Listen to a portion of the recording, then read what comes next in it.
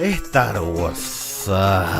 Qué montaña rusa es esta producción y sus fans. Ni hablar de lo que fue la franquicia en 2022. Empezamos con una serie sobre Boba Fett súper prometedora que, si uno se la pone a pensar un poco, se da cuenta de que, a pesar de que tiene un montón de buenas ideas, también posee varias incongruencias e indirectamente destroza el final de la segunda temporada de The Mandalorian. Después de eso vino Obi-Wan Kenobi, una idea servida en charola de plata para hacer un gran título, una gran entrega, una gran experiencia, pero que entre la pésima puesta en escena, carente de sustancia y que la única forma de verla bien y que parezca medianamente digerible es con una versión película editada por un fan, decir que fue una decepción terrible y frustrante es poca cosa, por lo menos para mí. También tuvimos Tales of the Jedi, que la verdad nada mal, personalmente me gustó, no es wow, pero estuvo bien. Pero te imaginarás que cuando Disney anunció una precuela de una precuela que ocurre después de las precuelas, mis expectativas no estaban muy en alto y mi interés y el de mucha otra gente era prácticamente inexistente. Para el colmo, si bien Rogue One está muy lejos de ser lo que se llama una mala película, y para mí el que diga que lo es está delirando, eso no quita que ni ahí es mi entrega favorita de la era Disney, ya que tiene un montón de pequeñas cosas que a mi criterio le restan y bastante. Pero bueno, su guionista, Tony Gilroy, ahora showrunner de Andor, realmente me la mandó a guardar completa con papas, destruyendo todas mis expectativas sobre esta serie. Así que te invito a explorar junto a mí algunas cuestiones de Andor sin pretender en ningún momento plantear lo dicho en este video como una verdad absoluta ni nada por el estilo. Así que bueno, como siempre, vamos por partes, exceptuando por Rogue One, sin spoilers. Para poder hablar de Andor es necesario hacer primero una profundización del contexto que le da su génesis. Sí, hablo ni más ni menos que de la película Rogue One. Este largometraje es una producción muy difícil de explorar. Es sabido que todo su proceso creativo fue ridículamente desprolijo, donde el director hizo una película, luego Disney lo saca y metió a Tony Gilroy para hacer un montón de cambios que implicó un nivel de filmaciones de tantas escenas nuevas que llamarlo fotografía adicional sería una atenuación bastante violenta de todo el asunto. Para el colmo, luego de esos cambios, cuando Tony fue a ver la versión final en el cine, se encontró con todavía más cambios que no figuraban en ninguna de las revisiones del guión, ni cosas filmadas por el anterior director, Gareth Edwards. Entre las modificaciones propias realizadas por Disney, sabemos que uno de los grandes agregados fue Vader, bueno, siendo Vader.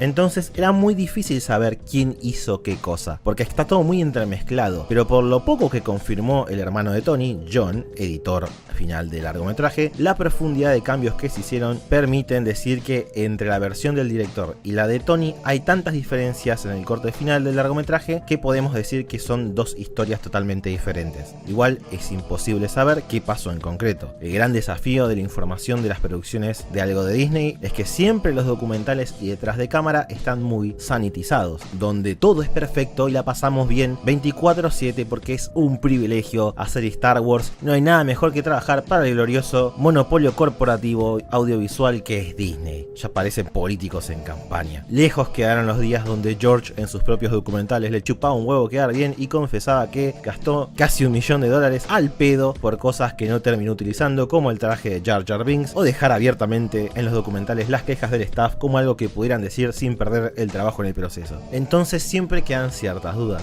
Que la película de Disney se detuviera totalmente para hacer un cameo vacío de estos dos deformes fue una idea del director Gareth Edwards, mega fanboy de la franquicia, o fue un mandato desde arriba por parte de los ejecutivos del ratón. No lo sabemos y es muy difícil que alguna vez lo sepamos. Incluso si pensamos, la historia de la película en algunas partes no cierra y tiene que ver con tanta metida de manos de todos lados, dejándonos con un largometraje que por un lado es espectacularmente metódico y consistente respecto a información y construcción de su mundo, tirando escenas con diálogos como este.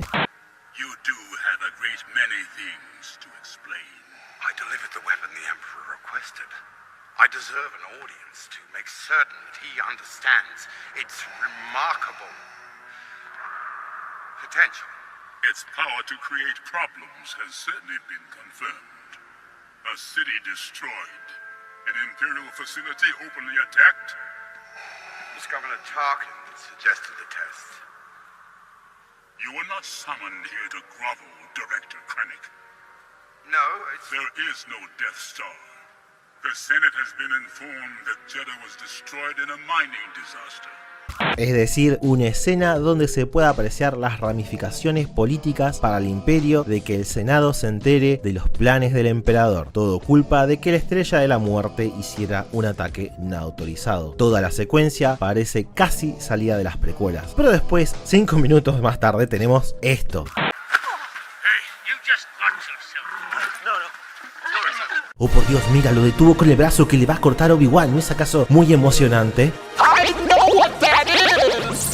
Literalmente estamos hablando de una película con dos filosofías creativas y prioridades sobre qué vale la pena mostrar, casi contradictorias, discutiendo entre sí de principio a fin. Pero bueno, la discusión respecto a Rogue One la tendremos otro día. Lo importante de todo esto es que ahora sabemos que todo ese aspecto metódico en la construcción del mundo y las ramificaciones de las acciones de los personajes es literalmente lo que terminó definiendo a Andor. Por lo que ahora, con Rogue One, se logró levantar un poco más la cortina sobre quién hizo qué cosa. Claramente Tony fue todo el que se encargó de estas cuestiones más políticas, centradas en la información y en la precisión. Pero ese no es el único contexto creativo que hace falta tener presente para poder analizar a Andor. También debemos pensar en la siguiente pregunta: ¿cuál es el estado actual de Star Wars como franquicia? Bueno,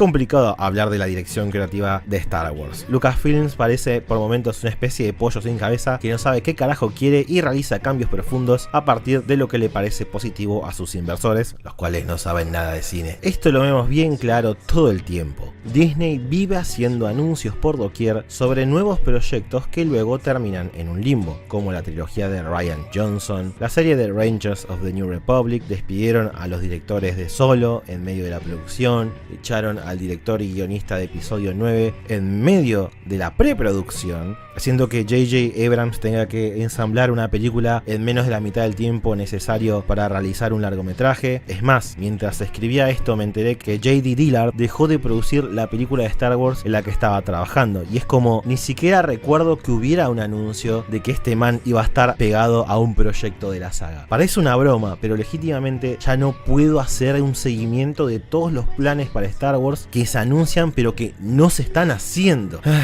Pero si tenemos que hablar estrictamente de la dirección creativa, sacando al Mandalorian y hasta por ahí nomás, Star Wars se encuentra violentamente estancado. El rotundo éxito financiero de episodio 7 y la visión de J.J. Abrams de replicar lo más popular de la trilogía original tienen sus ecos hasta el día de hoy en los pasillos de Lucasfilms. Las nuevas historias, en lugar de intentar innovar como lo hizo George, ahora se encuentran atrapadas revisitando y reproduciendo elementos de la franquicia que ya vimos 1000 veces. Una serie de Boba Fett solo para volver a Tatooine de nuevo, repetir el final de Revenge of the Sith pero con peor fotografía en Kenobi, volver a hacer una peor versión de Return of the Jedi, contar una historia sobre un niño y un adulto con una vida dura por enésima vez. Disney te tiene cubierto porque eso define literalmente todo lo que ha hecho. Incluso mi querido Dave Filoni peca de esto. No es por adelantar a futuras entregas en este canal, pero Dave en todas sus obras de alguna forma logra que en una galaxia infinita siempre se encuentren los 10 mismos gatos locos metidos en un conflicto. Esto incluso plagó un poco la segunda temporada del Mando y a más de uno lo cansa. Es como introducimos una parte de la galaxia que no conocemos con un set de personajes absolutamente nuevos y boom, invadidos por cameos y guiños constantes. Llegamos a un punto donde la gente ha hecho artículos y videos hablando de él, entre comillas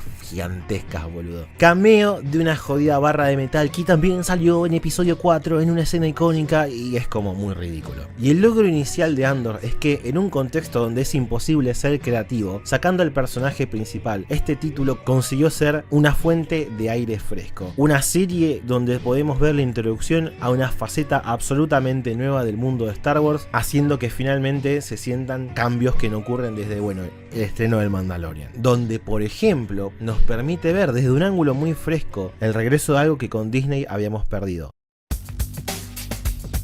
Uno de los aspectos más polémicos de Star Wars desde la llegada de las precuelas es el tema de la política. Hay muchos fans que no les gusta ese aspecto nuevo entre comillas, aunque nunca se dieran cuenta que siempre estuvo ahí. Eso hizo que durante la era Disney, los creadores de contenido que crecieron con la trilogía original, desde J.J. y hasta un poquito inclusive el buen Jon Favreau, intentaran replicar esa trilogía con la que ellos crecieron y hacer justicia a los fans, dándoles el fanservice que quieren. Y en el proceso se intentó sacar de escena todo aquello aquello que fuera asociado con las precuelas. Entre ello, lo más importante fue la política. El gran elemento que me parece que hace a Andor especial es justamente eso. Es una historia plenamente política contada desde los distintos ambientes donde la misma se desarrolla. Vemos prácticamente 3 puntos de vista conectados sutilmente por un manto político. Vemos a una senadora que día a día tiene menos democracia en su trabajo, atestiguamos a una imperial subir rangos desde adentro y comprender la lógica de la estructura creada por Palpatine. Y después vemos cómo la historia se hace desde abajo con aquellos miembros de la sociedad que soportan el proceso político que es el Imperio Galáctico, en el que algunos callan y otros se alzan. En el camino podemos ver cuestiones bastante interesantes. Creo que con los años Mon Mothma finalmente logró la notoriedad que merecía siendo la líder de la rebelión, donde además podemos ver a Ganevin O'Reilly brillar en el papel que viene haciendo desde Revenge of the Sith, pero que tristemente sus escenas habían quedado en la sala de edición. Ver toda la dinámica aristocrática que vive día a día el personaje, las motivaciones políticas del imperio e incluso visualizar la corrupción dentro del sistema alimenta para uno como audiencia otra mirada que realmente había quedado perdida con la llegada de Disney, ya que si bien últimamente este periodo entre episodio 3 y episodio 4 está siendo bastante sobreexplotado por el ratón, con el génesis de la rebelión y todo eso, esto no quita que toda la parte de lo político se había diluido cuando es uno de los aspectos más importantes de una historia que justamente se trata sobre la democracia, su caída y discutiblemente su renacer. Adoro que en un mundo donde muchos se quejan porque se menciona a una federación de comercio en el texto de episodio 1, Tony tuvo los huevos de dejar de lado a los fans que lloraban porque había política, y en especial en el equipo de marketing de Disney, y dedicar una parte de la trama a ver cómo una senadora logra desviar y justificar un movimiento de fondos para ayudar a los rebeldes sin que el imperio y sus controles la atrapen en el proceso, haciendo imposible no salir enamorado de Mon. Lo que es muy loco porque hasta ahora no había sido más que un personaje de fondo o a lo sumo un sutil cameo. El máximo logro, considero personalmente, de este ángulo que propone Andor es que complementa fuertemente de una forma coherente la construcción sociopolítica de este mundo, algo que faltó que le hicieran a la franquicia con las secuelas, pero además lo logra sin sentirse muy alejado de las ideas propuestas por Lucas en episodio 1 al 3, mostrando una cara de Coruscant que solo la vimos muy brevemente en Clone Wars, ponele, y que Revenge of the Sith sugería, pero obviamente por cuestiones de tiempo no le permitían mostrar. No es que replica lo que ya vimos, sino que lo toma de base para construir algo totalmente nuevo que mantiene una coherencia interna. Y acá está uno de los fuertes de Tom Gilroy como guionista y showrunner. Al man no le interesa que a los fans no le guste la política o que los ejecutivos de Disney necesiten un cameo para sentir que la serie va a vender juguetes. El tipo toma los elementos preexistentes que necesita para contar su historia, que desde el punto de vista temático es sobre el origen de la rebelión, el peligro de la apatía y la experiencia de vivir bajo la creciente sombra de un imperio.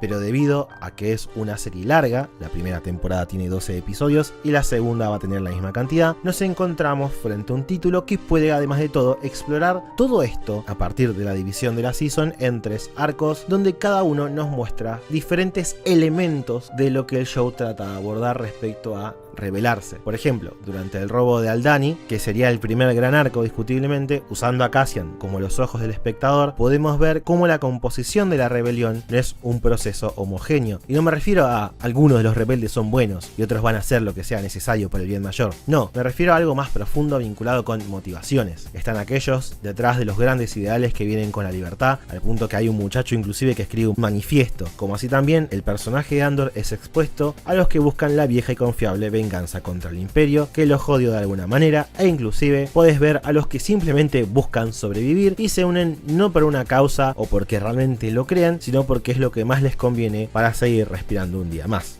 Es una historia que trata de que veamos que el mundo está compuesto de grises, de objetivos superpuestos si se quiere, donde incluso en el imperio vemos gente con la que uno puede simpatizar medianamente, no por sus ideales, sino por su perseverancia y el maltrato que reciben dentro del mismo sistema, como así también hay otros que los podés odiar de los terribles personas que son. De esta manera la serie Andor muestra el crecimiento de la rebelión contra el imperio, cosa que ya vimos, pero le da un giro de tuerca donde en lugar de hacer énfasis en una historia de amor prohibido o de guerras con sables láser, vemos la otra cara de la franquicia, una historia contada desde abajo, con gente normal que no tiene poderes, que es imperfecta, que posee miedos e incertidumbres y que buscan en sí mismos el valor y la astucia para poder sobrevivir a este contexto social que honestamente es terrible. Por ahí el punto débil de la serie son su protagonista y lo lento que fueron los primeros 2 episodios. Tony hizo una apuesta de crear una cultura, un rito, un mundo que al final de la serie a uno le termine gustando, lo quiera ver triunfar e incluso rebelarse contra la presión. Y sí, Cassian es un personaje bastante plano. A mi criterio, lo menos interesante de la serie en sus 2 primeros arcos,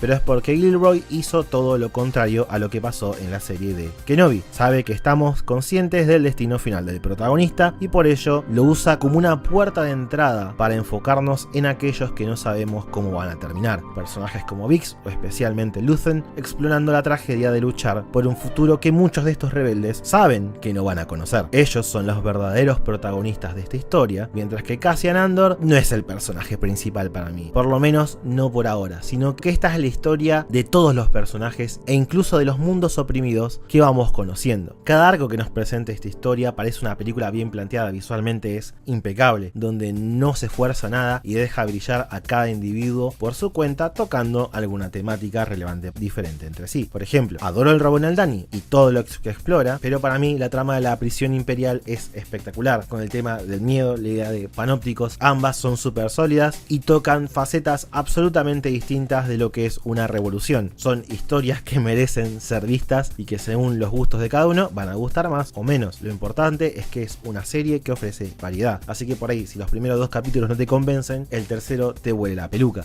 Y lo más interesante de todo esto es pensar un poco en el contexto durante su emisión. ¿A qué me refiero? A lo largo de la emisión de la serie de Andor salieron un montón de artículos re amarillistas diciendo que Tony Gilroy, showrunner de la serie, era anti-Star Wars o que no le gusta la franquicia, entre un montón de cosas, pero cuando lo ves hablar no solo de su serie sino inclusive de algunas entregas previas de Star Wars, al tipo claramente le encanta, pero tiene algo muy claro que nadie desde el inicio de la era Disney entiende, y tal vez un poquito antes, Dave, y me refiero a que para hacer Star Wars hay que faltarle el respeto a Star Wars, mientras Dave Filoni, J.J. Abrams y medio Disney caminan sin salirse ni un centímetro de una senda preexistente de lo planteado por George, tanto el director original de los largometrajes como ahora el mismo Gilroy siempre están dispuestos a romper esquemas. Y así como el Mandalorian en su momento fue una anomalía que en lugar de citar Star Wars como lo hizo episodio 7, miró a las películas que influyeron al primer largometraje, y Andor por su parte de ninguna manera intenta citar lo que ya vimos en la franquicia, sino que mira directo a las ideas que influyen a la obra original, las tensiones en la democracia, la guerra en Vietnam, la gestión de Bush y muchos más conflictos geopolíticos a lo largo de la historia. Haciendo esto, yendo al núcleo sociopolítico que inspiró a un joven George Lucas con una formación de sociología y antropología, Andor de cierta manera recapturó el espíritu de Star Wars, pero además es una serie que se propuso salir un poco de la idea del mito moderno como moraleja para crecer y se anima a decirle a su audiencia que ya creció, exploremos en profundidad estas ideas que vimos en los largometrajes originales cuando éramos más chicos. Ese es su mayor fuerte y su mayor debilidad. Contar esta historia implicó un cambio absoluto de tono, alejarse de la fábula e intentar ser un poco más, entre comillas, serio, por falta de un mejor término. Digo que es su fuerte porque le permite explorar todas estas ideas de la mejor forma posible, incorporando la política y en especial reformulando al imperio no como este grupo de muchachos que no pueden disparar nada, sino como una fuerza imparable dispuesta a desgastar sociedades, erradicar culturas e incluso secuestrar inocentes para generar miedo. Vivimos en 2022, podemos decir que salió un producto de Disney que explora los horrores que ejerce el terrorismo de Estado. ¿Alguna vez en tu vida pensaste que ibas a escuchar algo así? Pero también toda esta mirada puede tener un aspecto negativo para la audiencia. Muchos dicen que Andor no es Star Wars. Parcialmente ponele que puede ser cierto. La historia ha dejado de lado el aspecto fantástico y espiritual de la saga. La noción de las guerras de las galaxias como una fábula no se encuentra acá. Y es totalmente entendible que no haga clic con más de uno. Pero de ahí a decir que no es para nada Star Wars me parece un error. O sea, ¿qué es realmente Star Wars? ¿Simplemente copiar y pegar la trilogía original? Bueno, si bien la respuesta va a variar en cada uno, lo que puedo decir es que George siempre luchó para que cada una de sus películas fueran una experiencia única. Episodio 5 es una entidad totalmente opuesta a A New Hope.